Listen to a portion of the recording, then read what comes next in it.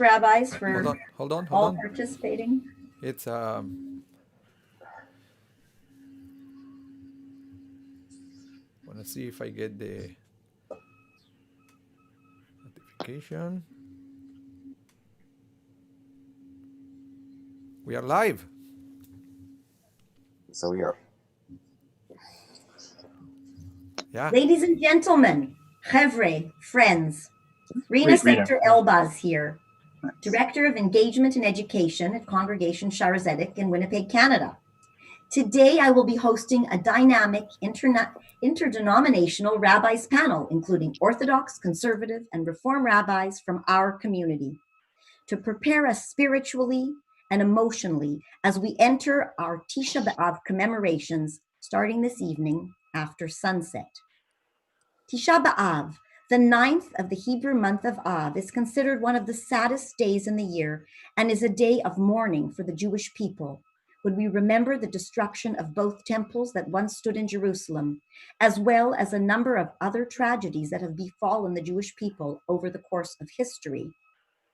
The day of Tisha B'Av itself is a day of fasting, which begins at sunset and lasts 25 hours. The meal, which we will eat this evening prior to the fast, consists of round foods like eggs or lentils, which symbolize mourning in Jewish tradition because they evoke the symbol and the cycle of life. It is customary to read Megillat Eicha, or Scroll of Lamentations, which is a lament for the destruction of the first temple. Many may wonder why, after 2,000 years, we continue to commemorate Tisha B'Av. Why does the destruction of the temple preoccupy us so intensely that we recall it during the Jewish marriage ceremony, one of the most joyous celebrations when we break the glass? Today, our rabbis will address this intriguing question. 2,000 years later, what are we remembering?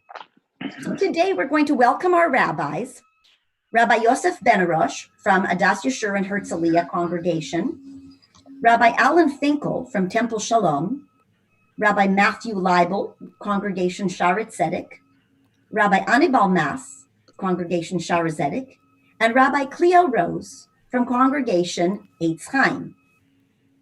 To find out more about our community rabbis and our synagogues, please visit our website. Now, following the rabbi's presentation, I will be taking questions that have been submitted in advance for a Q&A. If you do have a question, please feel free to email me and I will submit your question to the rabbis. So let's get started. We're going to start with Rabbi Benarroch. Now, Rabbi Benarroch, I notice that you don't have a virtual background, you have a real background behind you. Can you tell us where you are? I am in Israel, just landed today. I'm in quarantine with my wife for 2 weeks, but what you're seeing in the background, I'm sitting on the mirpeset, on the balcony of my apartment here in Efrat. And what you actually see behind me is the city of Beit Lechem, the lights of Beit Lechem. And it's significant, by the way, if we're talking about the temple. So the temple is less than half an hour from here, of course, the temple area. But in this area, they used to actually get the olives, to press the olive for the olive oil for the temple. It came from this area over here. It's pretty significant. When you're in Israel, you really feel Tisha B'Av. There are many places where people say Eicha together. Here in Efrat, many people go to a place called Herodian, which is ruins, and you sit amongst the ruins, and you sit on the ground and you read Eicha, and it's very powerful, very significant.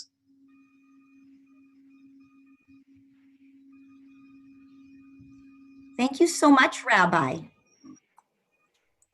We're now going to head to Rabbi Finkel from Temple Shalom. I thought that Rabbi, those were your remarks? I'm sorry, no, I didn't. That was just an opening. That was so meaningful. I'm sorry. Here, thank you. I still get my 4 minutes. And yes, you do. First of all, First of all, I want to welcome everybody for tuning in today. And I feel privileged, I really do feel privileged broadcasting to you all from Israel. And like I said, I'm literally 25 minutes from where the temple stood and where the destruction took place. I also want to thank my colleagues, the dedicated rabbis of Winnipeg, for being on this panel. And not only for talking about Tisha B'Av, but also everything that you've done for your communities during these very difficult times of COVID. And today I wanted to answer a very simple question about Tisha B'Av. Tisha B'Av, as Rena said, is really the saddest day in the Jewish calendar. And it's a day of national mourning. It's not a day of personal mourning. It's a day of national mourning. And yet, when we look at our prayers on Tisha B'Av, there is one prayer which is flagrantly missing from our prayers. And what prayer is that? It's the prayer that we always say on sad days. It's called Tachanun. In our daily prayers, we have a prayer called Tachanun, and it's always omitted on happy days. So for example, we don't say it on any of the festive holidays, Pesach, Sukkot, Shavuot, Rosh Hashanah. We don't say it on Rosh Chodesh. If there's a bris, or if there's a chatan in the synagogue, we don't say Tachanun. It's the embodiment of the prayer that is said on sad occasions. So if there was ever a day that we should say Tachanun, it's Tisha B'Av. And yet comes along the Shulchan Aruch, the code of Jewish law, and he rules that Tachanun is omitted on Tisha B'Av. How can this be? How could it be that the saddest prayer is omitted on the saddest day of the year? And I would like to say to all of you that maybe what really is going on here is Tisha B'Av is not as sad of a day as we really think. And in fact, the Shulchan Aruch, when he rules, he actually says the reason we don't say Tachanun is because it's called a moed. And what is a moed? A moed is a holiday. And that's the question. How can Tisha B'Av be compared to a holiday? What in the world would make Tisha B'Av a happy day? So I'd like to say the following. You've all, I'm sure, seen the movie Pinocchio. And most people would consider Pinocchio to be a curse. I mean, after all, we all say little lies. And wouldn't it be embarrassing if every time we told a little lie, our noses would grow long and we would be exposed? And so everybody would consider that to be a curse. But you know what the truth of the matter is that Pinocchio is actually a blessing. Because imagine that you would have an internal built-in mechanism in your body that would tell you every time you did something wrong. You would end up being the best person in the world because you'd be constantly reminded all the time you veered off the way and you need to come back and do that which is right. And so I would like to say that Tisha B'Av is kind of like the Jewish Pinocchio. It's kind of our day where it's true we mourn that our temples were destroyed. We mourn the fact that our people were exiled from the land that was given to us by God. But more importantly, we recognize that the destruction of our temples is like Pinocchio's nose growing long. Strayed. We've lost our bearings. We stopped thinking about God. We stopped being kind, stopped being compassionate to each other. Materialism took over for spirituality. Compassion and kindness were overtaken by greed and self-absorption. And so Tisha B'Av is a reminder.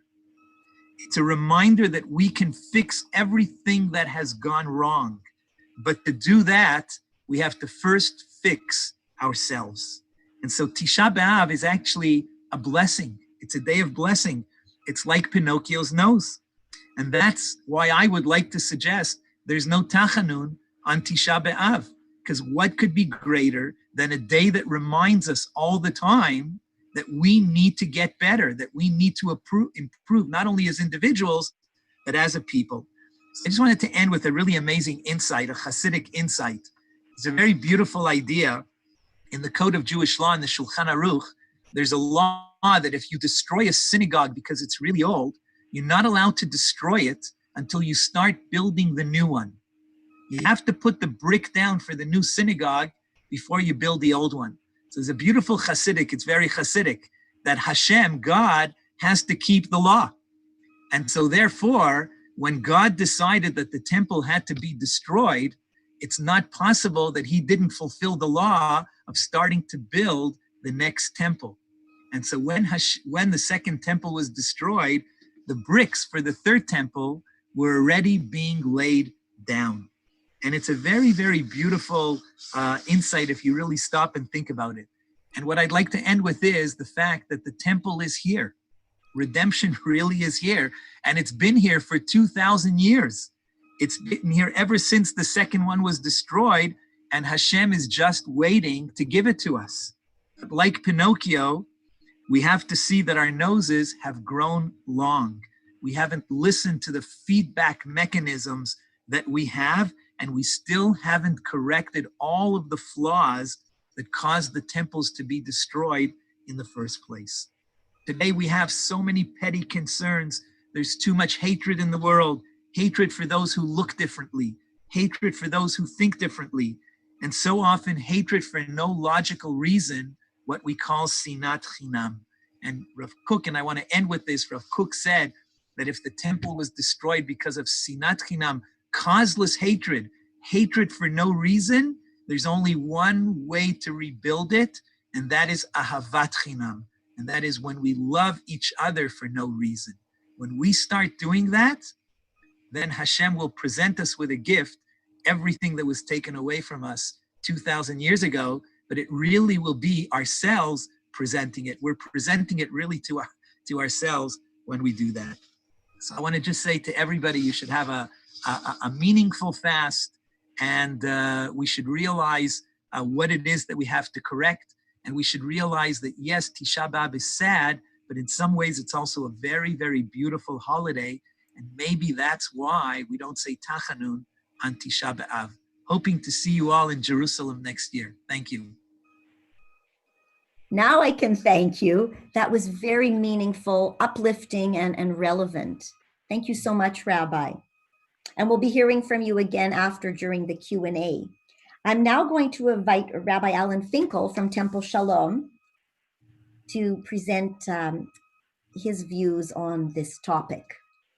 Thank you, Rena, and thank you to my colleagues for the opportunity to do this again. We're developing a beautiful new tradition of Jewish pluralism in Winnipeg, where we respect the fact that we have different paths and that we are learning all the time from each other.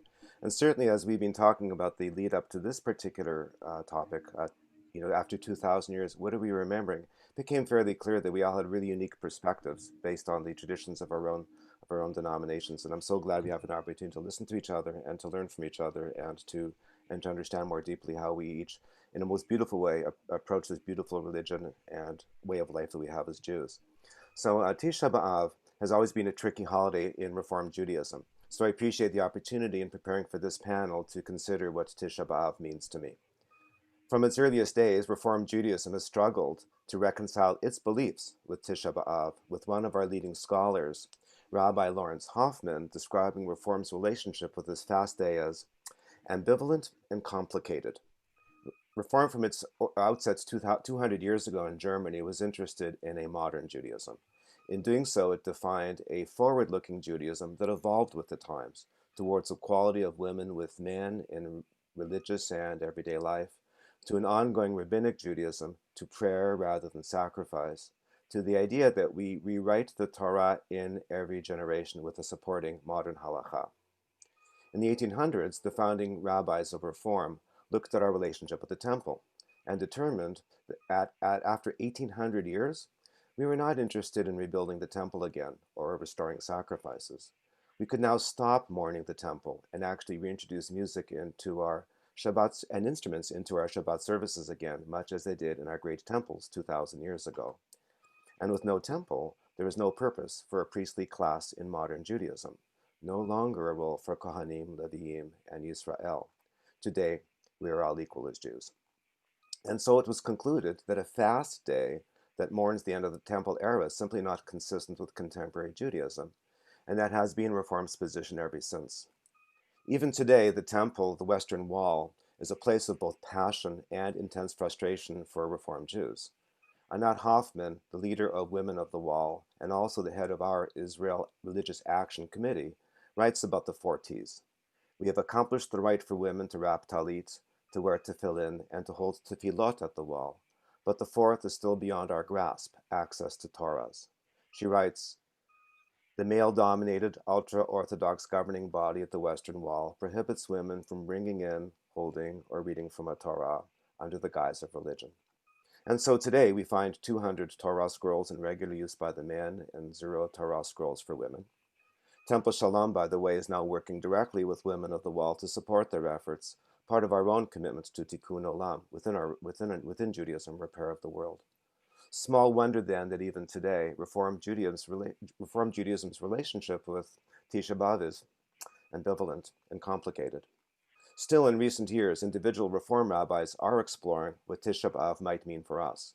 And I find my thoughts turning not to the end of the Temple era, but to the events around it. In 586 BCE, when Babylonians destroyed the Temple, we were displaced from our homeland and sent into exile. And in 70 AD, at the hands of the Romans, we again suffered the terrible fate of a vanquished nation. And by the end of the Bar Kokhba rebellion, we were again displaced from our homeland to live as refugees and minorities in other countries, as strangers in strange lands, which continues to this day for the many of us who have not made Aliyah to Israel. While we remind ourselves that Avadim Hayinu, that we were once slaves in Egypt as a way of guiding our lives, I also see us as having a 2,000-year experience being on the losing side of wars, and as refugees with an intimate understanding of persecution, and as immigrants forced time and again to flee to faraway new lands. In fact, the origin story of our own Jewish community here in Winnipeg with the pogroms in Russia. Others have seen our experience and grasped it as their own. The Black spiritual on the rivers of Babylon reminds us that our Jewish experience of displacement is actually shared around the world. So I see that Tisha B'Av can stand as a day of remembrance, to keep close to us the pain we have experienced, of lost wars and deaths, of persecution and displacement. And it is a day of hope, as proof of our resilience as a people.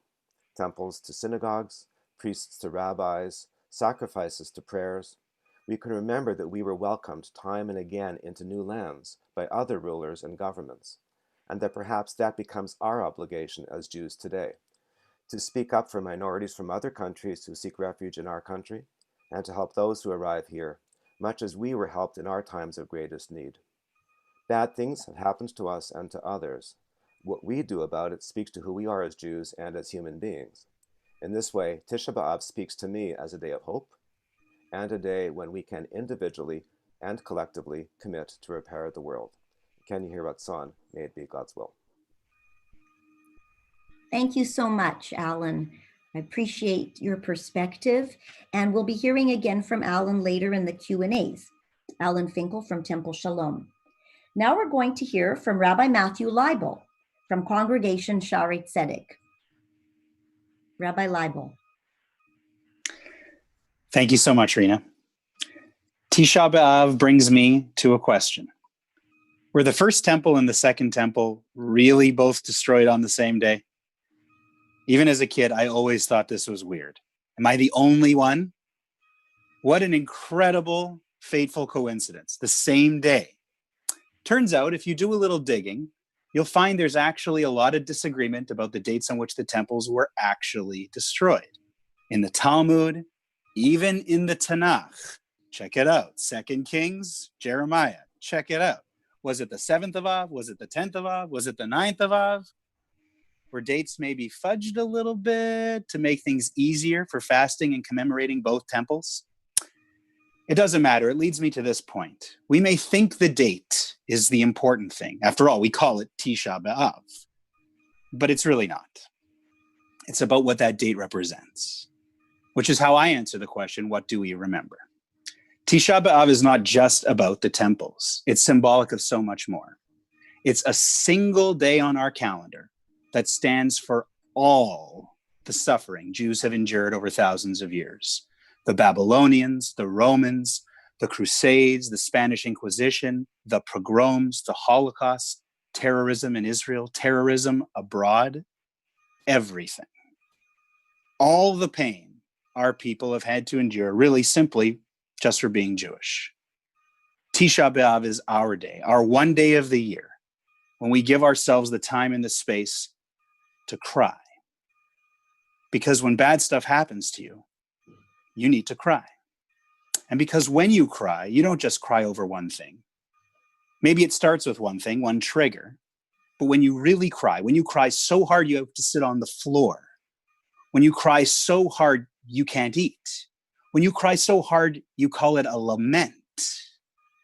Maybe it starts with one thing, but the floodgates open and pretty soon it's everything. It's every pain, every heartache, every heartbreak. The anguish grows and grows and snowballs until finally you have nothing left. For Jews, that is Tisha B'Av. Once a year, every year, to have that necessary, cathartic cry. And we remember, part of being Jewish means a history of suffering. But it's just one day. And tomorrow, the 10th of Av, is a new day. As we start moving forward, we start looking towards Rosh Hashanah. As my colleagues have mentioned already, we start moving from despair to hope, from pain to joy. Because being Jewish isn't all about suffering. It's a part. It doesn't define us. We give ourselves the space to remember, to be in pain, but it does not consume us.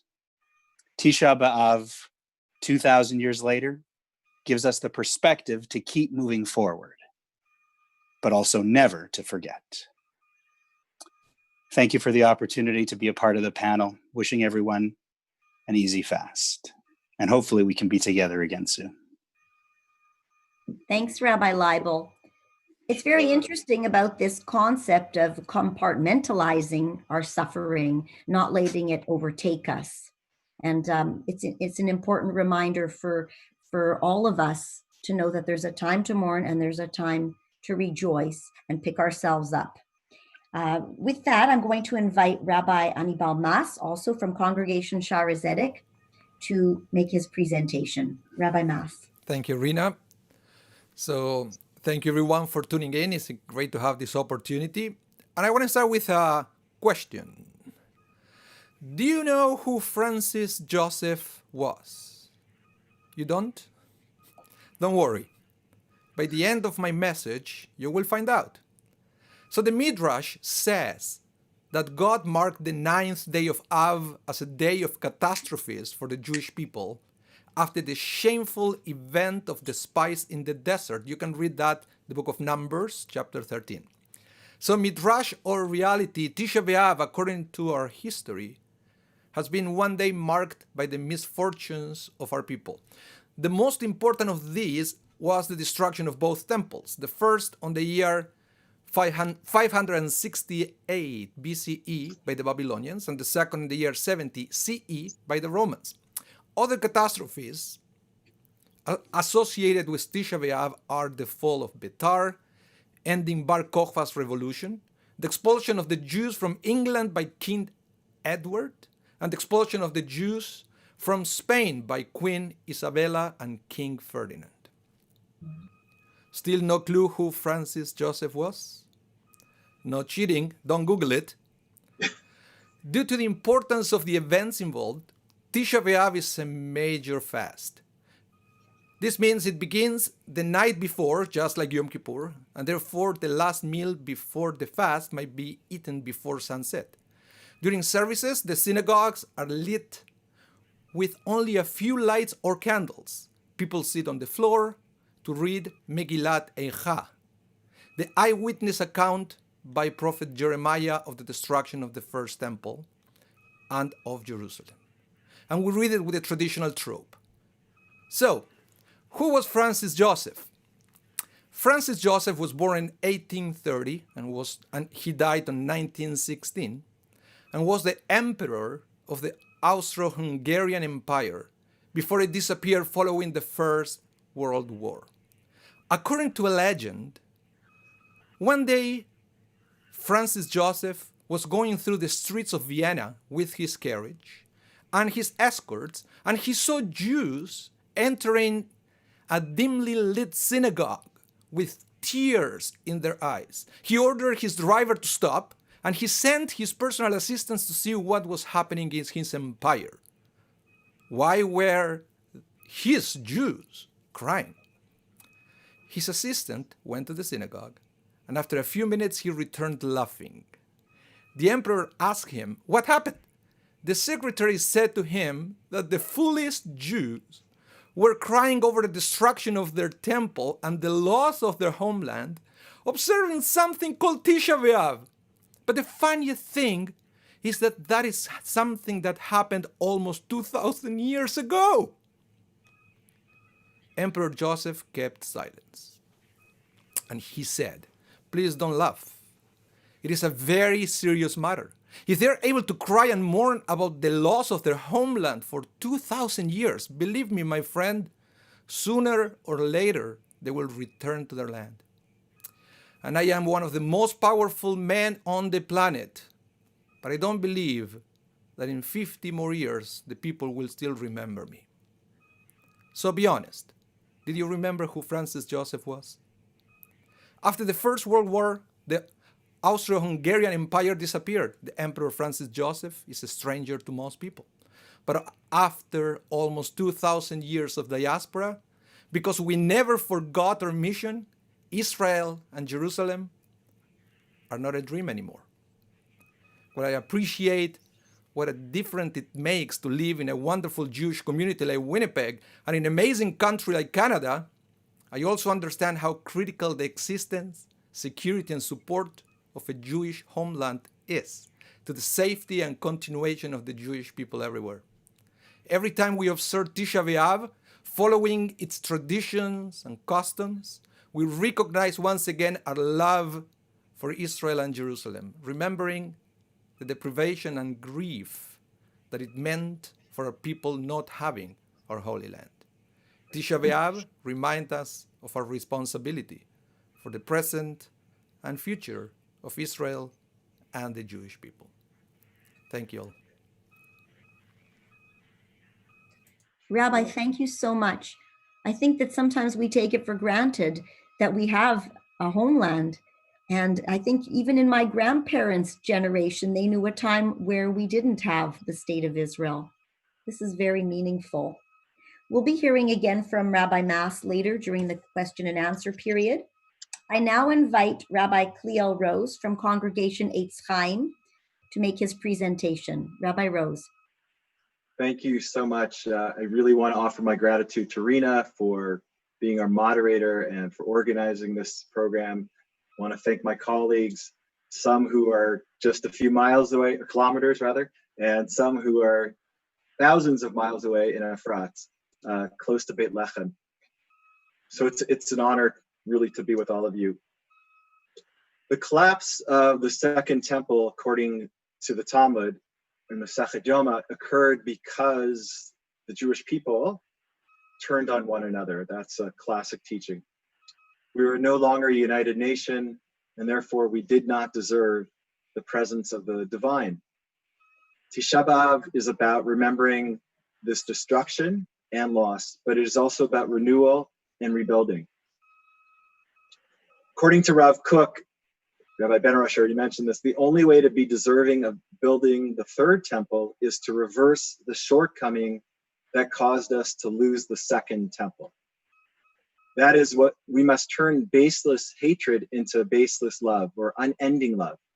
We must come together and love one another.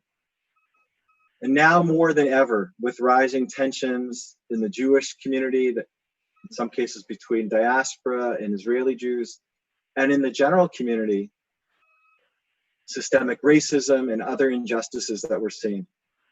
This may seem impossible, but therefore it is so unbelievably necessary. Creating endless love, Ahavat Chinam, is no simple task. It may seem unattainable to love someone solely based on shared heritage and humanity. However, we should interpret Rav Kook's idea as bringing about acts of love rather than feelings of love. Acts of love can create tangible change within people. Giving is the ultimate act of love. The simple act of giving demonstrates one's love as well as produces or generates more love for the recipient. Giving forms an authentic connection between provider and receiver. It has the power to unify all people. We must create ahavat chinam in this world via giving. Through giving to individuals, we improve the lives of others and create a sense of unity. Giving is our path to generating more endless love and eventually bringing the third Beit HaMikdash, whether that is the physical manifestation or the metaphorical expression. I want to say that I'm finding it difficult to face Tisha B'Av this year, in part because every time I read the newspaper, it feels like Tisha B'Av. There's mourning and grief and loss everywhere we look. The COVID-19 pandemic spreading like wildfire. The murders of George Floyd and Breonna Taylor and others, of people of color, and so many more. Increased awareness amongst people like me of racism and how horrific and insidious it is. I, for one, have become more aware of my own unconscious racism, and at times I'm guilty of being content to ignore my white privilege. What I take from the latter part of the day of Tisha B'Av is the notion of renewal. In our time of greatest grief, we can find seeds of transformation. We have to find these seeds of something better in this awful year, and we can water them and uplift them and bring them to fruition. In every generation, the Jewish people are called upon to rectify this by practicing ahavat chinam, loving others freely without judgment. The month of Av is our time to mourn, and then our time to begin to rebuild. Thank you all so much. Thank you very much, Rabbi Kliel. I really appreciate those comments. I know we referred to the difference between ahavat chinam and sinat chinam, and I think it's important, and it will come up in the questions. So we're now going to move into the question and answers. I received a few questions that I felt were important, and whichever of the rabbis would like to respond, it will be with great pleasure. And for those of you who have questions that have arisen since the rabbis began their presentation, please feel free to email me. It's Rena at szedwinnipeg.ca, and I will submit your questions to the rabbis. So question number 1. The person has written, I notice that we do not fast when we are mourning the deaths of a parent or family member, the people closest to us. Why then do we have fast days for other more distant events like the destruction of the 2 temples? Would one of the rabbis like to respond? Well, I'll start. Thanks, Rabbi. Rabbi Benarroch. Yeah, actually, there are Yeshurun, Herzlia. There are some customs that people have to fast on a yahrzeit. So that's one thing. But I think we have to make a very important distinction between a personal loss and a national loss. A personal loss, as tragic as it may be, affects us as individuals, and it has a ripple effect to our families and so on. When we talk about Tisha B'Av, we're talking about a national loss. We're talking about something that happened to the entire Jewish nation. Just like we have a day to days to commemorate the Holocaust, for example. Those are national tragedies. And as Jews, we understand how important our national consciousness is, how important it is to be part of Am Yisrael. And so therefore, we always treat a national tragedy much worse than a personal tragedy. And I think that's exactly what Tisha B'Av reflects. Thank you, Rabbi. Do we have anybody else who would like to respond? Rabbi Finkel. I was the one who put forward that question. I was curious to hear the answers.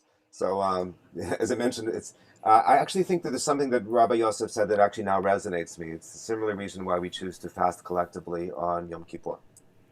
It's when we collect into community, it provides us with a way of displacing ourselves from our personal lives and placing us in a collective experience. So I can see that, for those, in many respects, it's a time for contemplation and an external focus. And it's that particular custom which brings us together and forces us to pray not only individually, but collectively. And I can see the resonances between Tisha B'Av and Yom Kippur as a consequence of Rabbi Yosef's answers. I learned a lot. Thank you.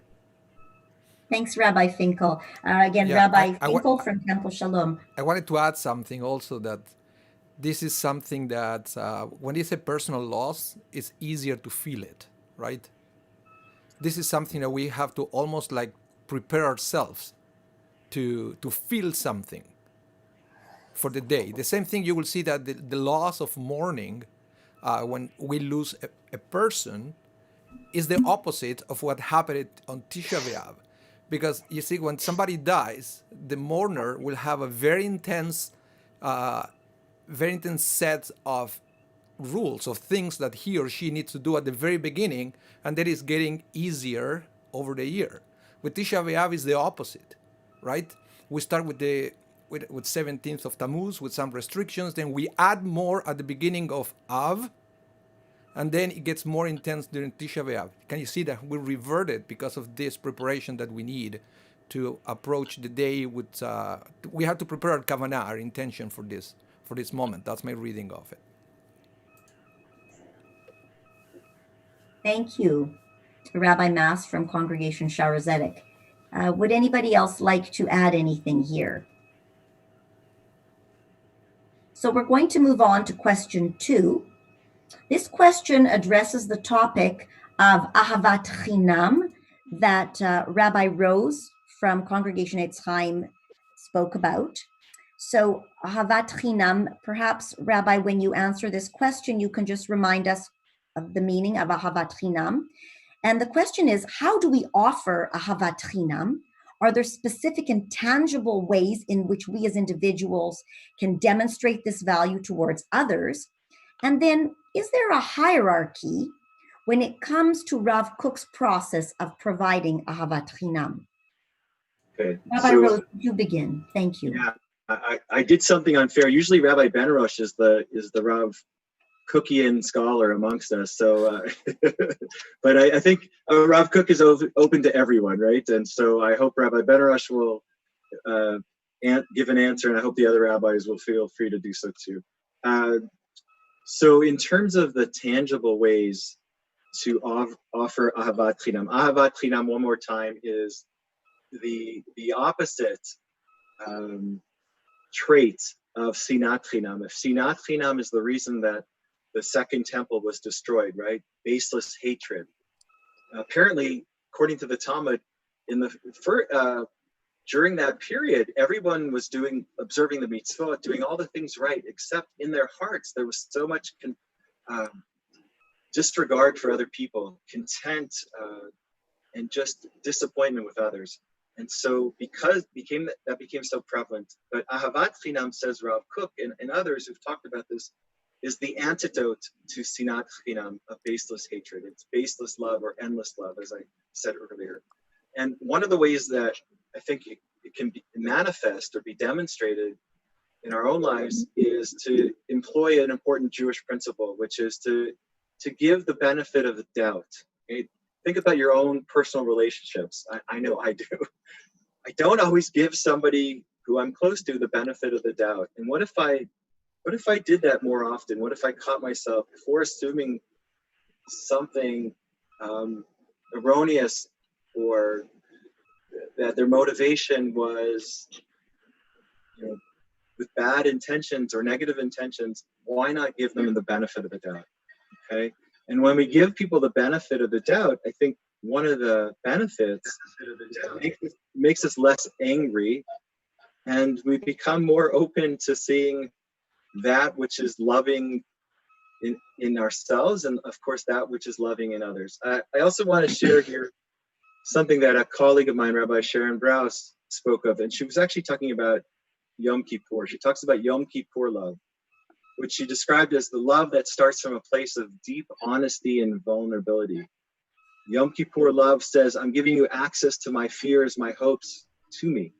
I will let you see the best and also the worst of me. I will let you see my soul, and I want to see yours. So show me your scars, and I promise not to run. I think there's a similar kind of outlook during these days leading up to Tisha B'Av and even post Tisha B'Av. In the days leading up to Tisha B'Av are supposed to be days of vulnerability, of uncertainty, of tension and anxiety. And it takes a while to move out of that space.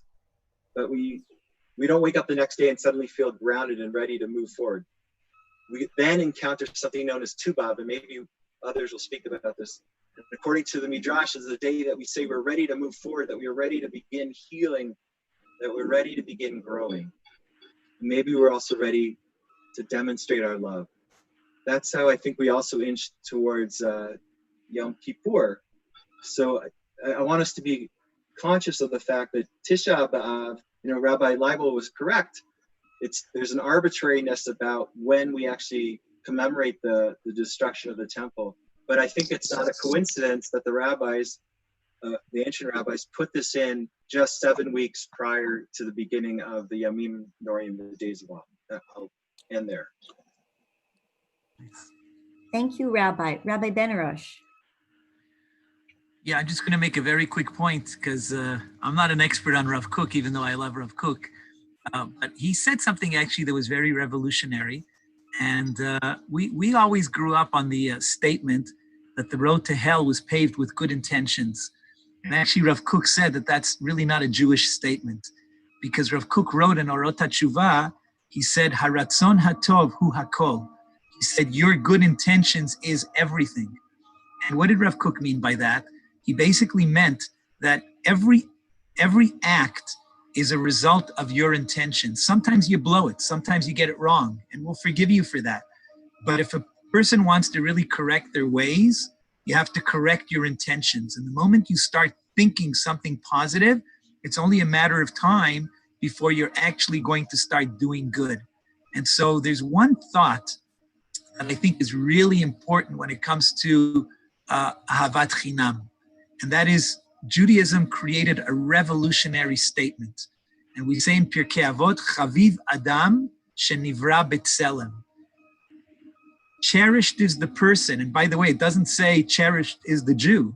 It says cherished is Adam, every single person, no matter who they are, no matter what the color of their skin is, no matter where they come from. It says every single human being was created in the image of God. If you can get into your head and into your heart the fact that every single person you pass on the street is created in the image of God, and you get that in your thought, says Rav Kook, it's only a matter of time before your actions will start basically showing that.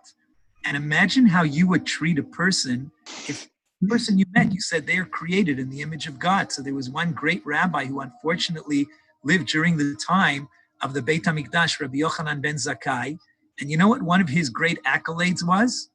That there was never, he lived to 120 years old, and there was never a single person who ever said hello to him before he said hello to them, even a person in the marketplace. Imagine you would go down in life after 120 years, that you were always the first to greet every single person in the marketplace before anybody greeted you.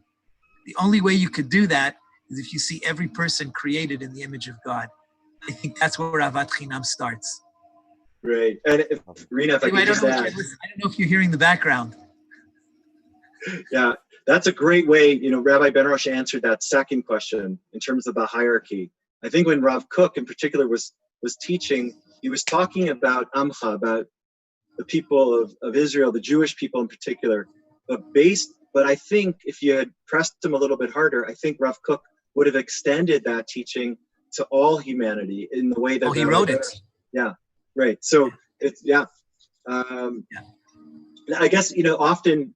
Sorry, just to add this point is often it's not so much somebody will read Rav Kook or any great scholar, and then based on that individual's interpretation, there's certain things that are disseminated, right? And we see it only through their view. And some people want to say that Rav Kook was only teaching about the needs of Jewish people. And I think Rabbi Benarroch or Yosef did a beautiful job of understanding how we're really all created b'tselem Elohim, and that these teachings extend beyond just Jewish people.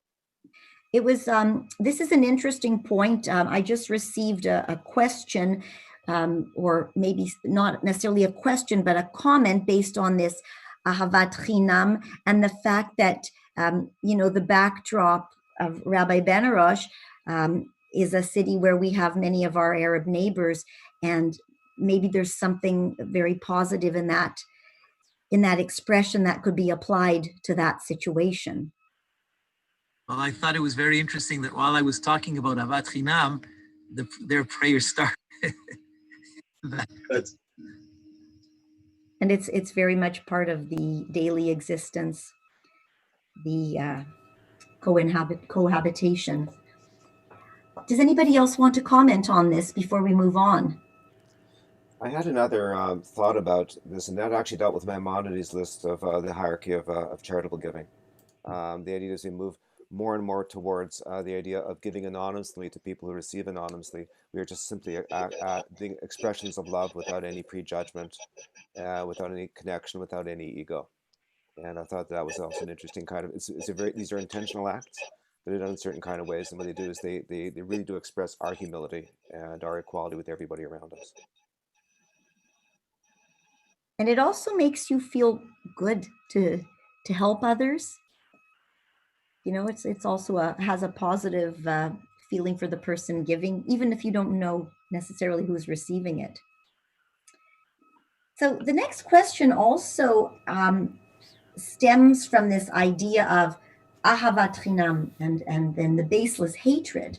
And as it was mentioned, there were those that say that the temple was destroyed because of corruption and baseless hatred. But is it fair to say that the destruction of the temple was a punishment? And why would we blame the victims for this horrible loss? Would one of the rabbis like to speak to this?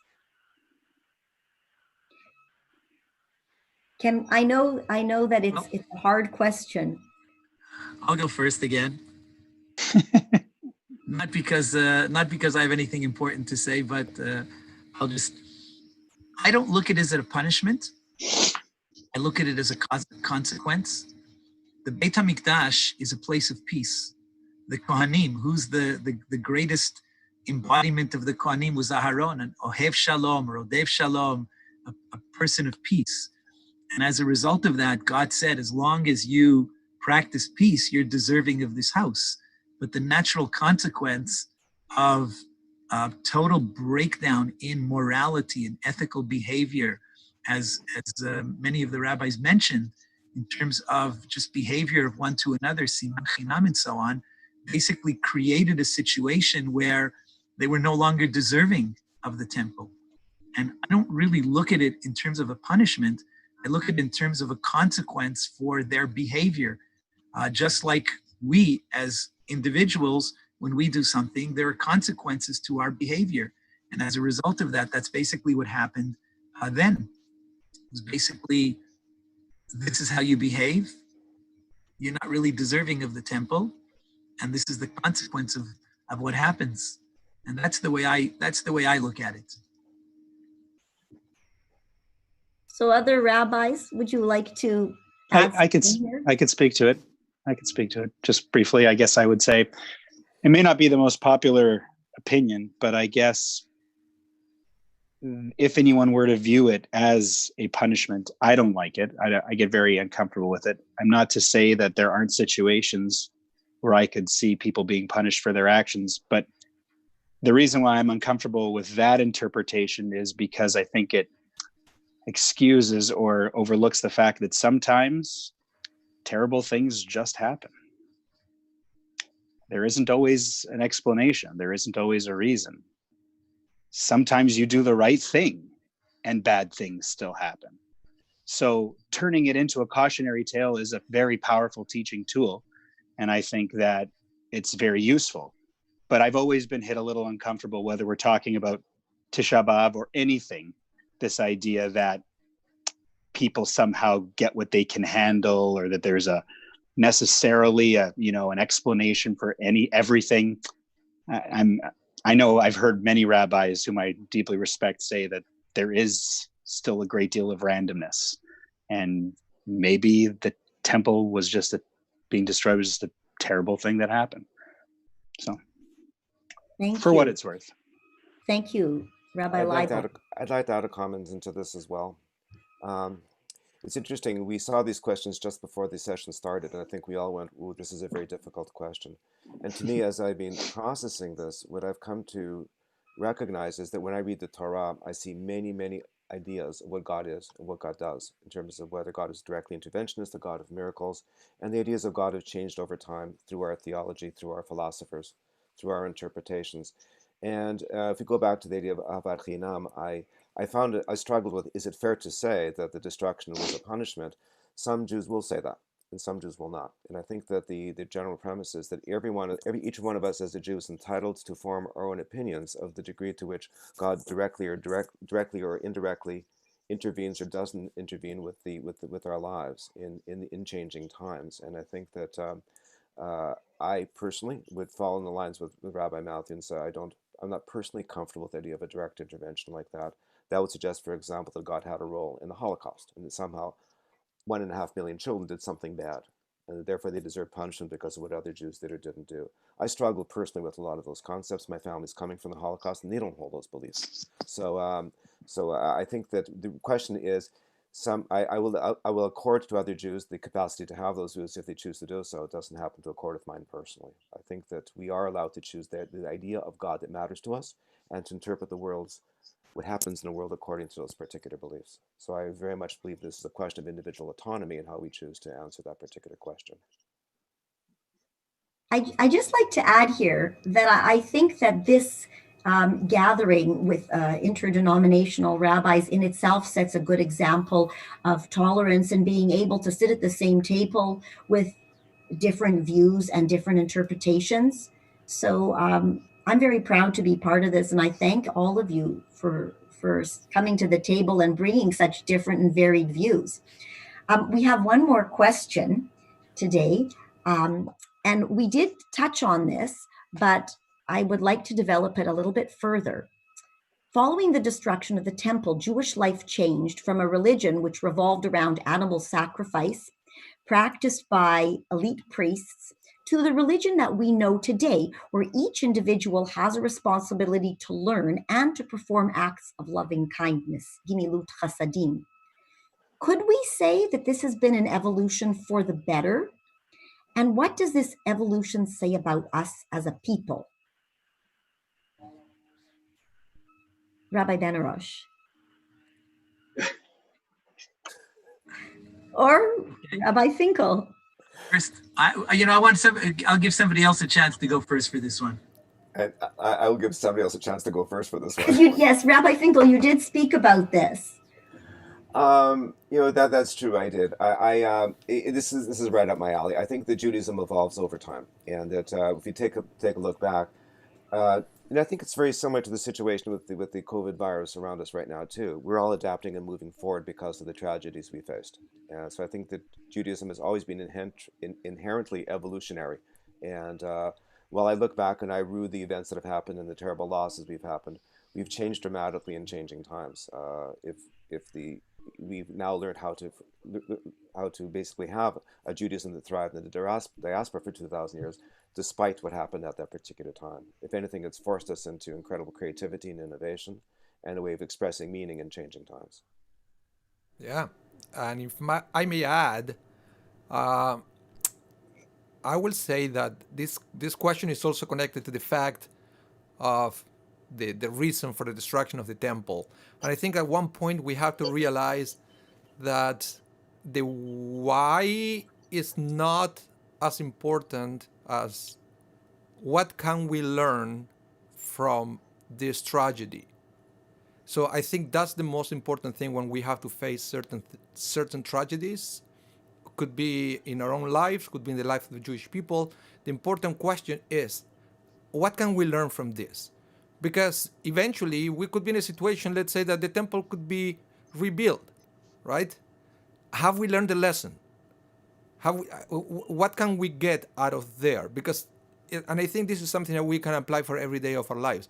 Talking about what you just said, Allan, about the COVID situation, is eventually it's going to be over. But what have we learned from it?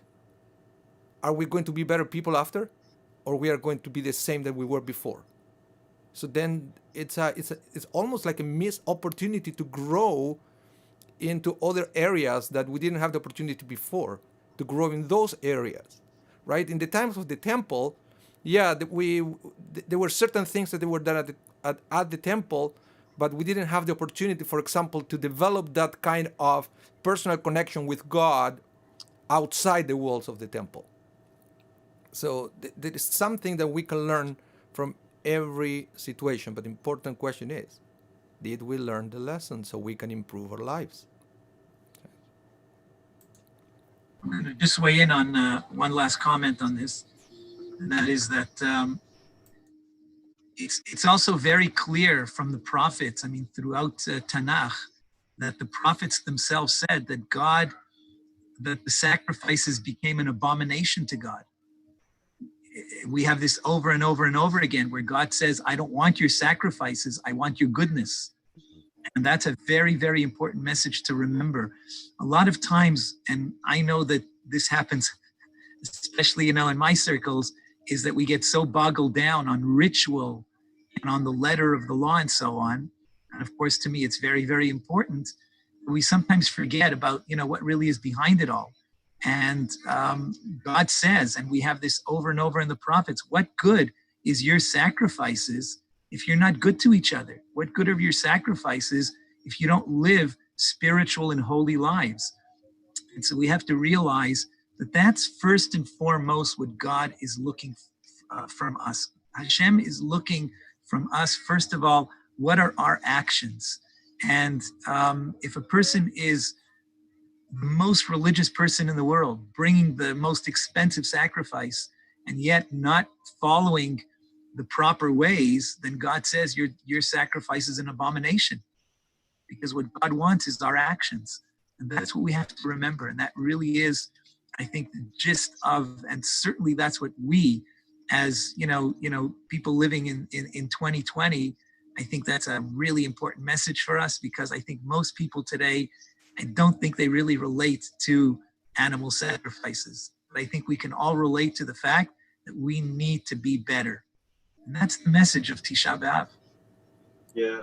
If I could add, I just want to agree with everything that's been said by the other rabbis, but I want to add personally, as a vegan, I really hope that when the third temple is rebuilt, that there will be no animal sacrifices, and that we will continue down that path of being evolutionary people, not needing to take any kind of life as an expression of our gratitude to the Kadosh Baruch Hu, to the divine. And I think Rav Kook is even famous for saying something about not having animal sacrifices in the third temple, based on a teaching from the prophets in Malachi. So I'll leave it at that, but I really hope that won't be the situation come the third temple.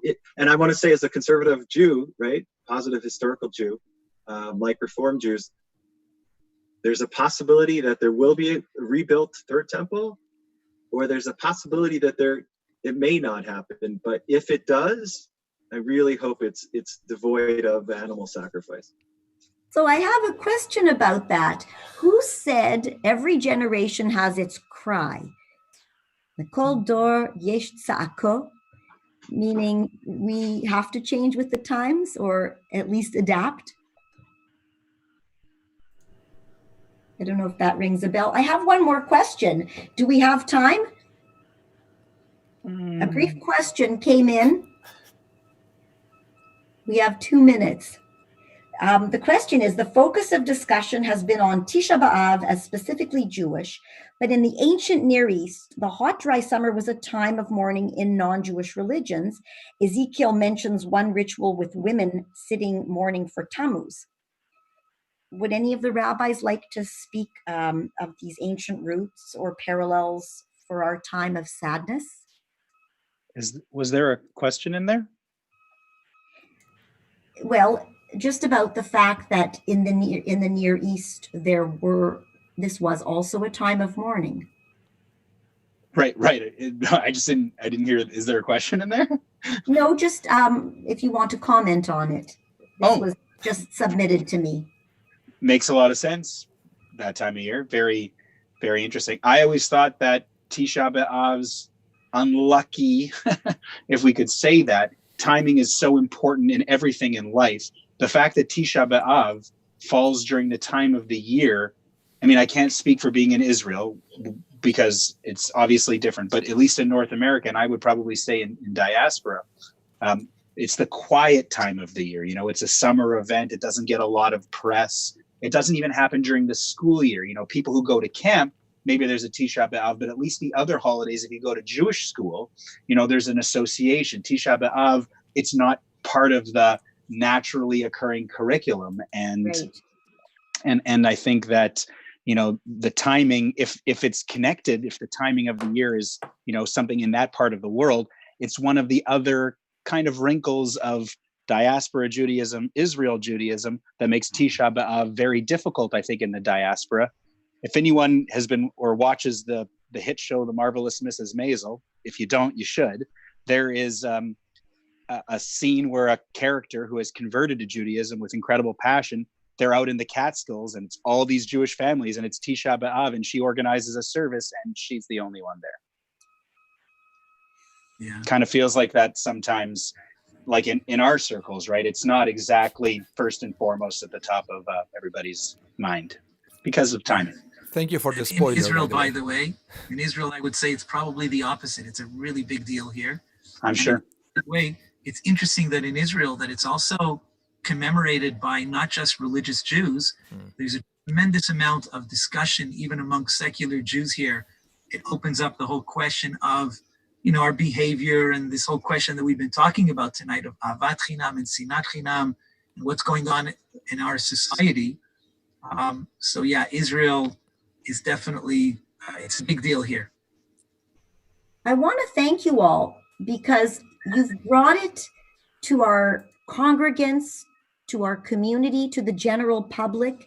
You've helped make it relevant and give people reasons to want to know more and want to do some introspection and think about how they relate to others and to the world in general. So thank you all, rabbis. Let me just remind you, Rabbi Yosef Benarroch, Adas Yeshurun Herzlia, Rabbi Allan Finkel, Temple Shalom, Rabbi Matthew Leibl, Congregation Shaarey Zedek, Rabbi Aníbal Mas, Congregation Shaarey Zedek, Rabbi Kliel Rose from Congregation Eitz Chaim. And thank you to Rabbi Mas for all of the technical logistics. Thank you all. And I wish you a fast and easy fast. Thank you, Rena. Thank you for your help. Thank you so much. Bye, everyone. Bye. Thank you. Have a good Tisha B'Av, everybody. Thanks, Rabbi.